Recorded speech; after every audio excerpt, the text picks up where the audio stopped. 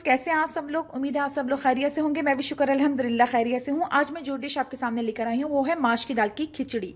जी, ये बनाने से पहले सबसे पहले हम दुरूद शरीफ पढ़ लेते हैं ताकि अल्लाह ताला हमारे खानों में बरकत अता फरमाए। बिस्मिल्लाहिर्रहमानिर्रहीम। अल्लाहुम्मा सल्ली अला सय्यदिना मुहम्मदिन व अला आलि सय्यदिना मुहम्मदिन व बारिक वसल्लम। जी, यहाँ पे मैंने तकरीबन आधा किलो चावल ले लिए हैं जिन्हें मैंने पानी में भिगो दिया है।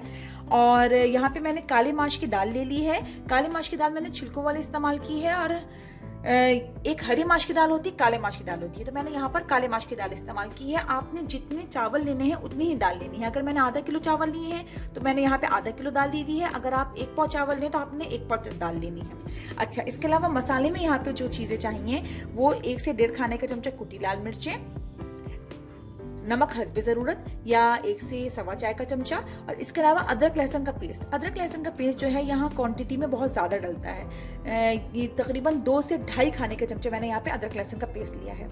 जी, और इसके अलावा कुछ भी नहीं। ये दाल जो है, ये खिचड़ी जो है, ये सिर्फ 3 इंग्रेडिएंट से इतनी भरपूर और मज़े की बनेगी। आप लोग इसको ज़रूर ट्राई कीजिएगा। तो चले हम अब इसकी तैयारी की तरफ चलते हैं। जी, यहाँ पे मैंने एक पतीली में पानी ले लिया है जिसे मैंने गर्म कर लिया है। अब मैं इसके अंदर चावल डाल दूंगी जो मैंने पहले से भिगो के रख दिए थे। इसके अलावा यहाँ पे अब हम दाल शामिल कर देंगे। दाल मैंने धो ली थी, इसको मैंने शामिल कर दिया और इसके बाद मैं इसमें डाल दूंगी सारे मसाले। अब हम इसको चमचे की मदद से मिक्स कर लेंगे।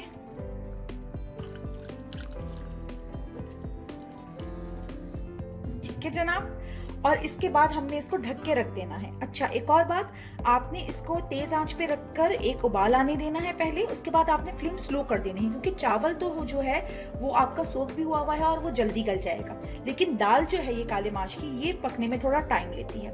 इसलिए हम इसको दरमियानी आंच पे, हल्की आंच पे, जिसे कहते हैं हम लोग, जो सालन जो होते हैं वो रच रच के पकाते हैं, इस तरीके से हम इसको हल्की आंच पे पकाएंगे। तो चले अब हम वेट करते हैं एक उबाल आने का। कि खिचड़ी का पानी खुश्क हो गया है। जबरदस्त।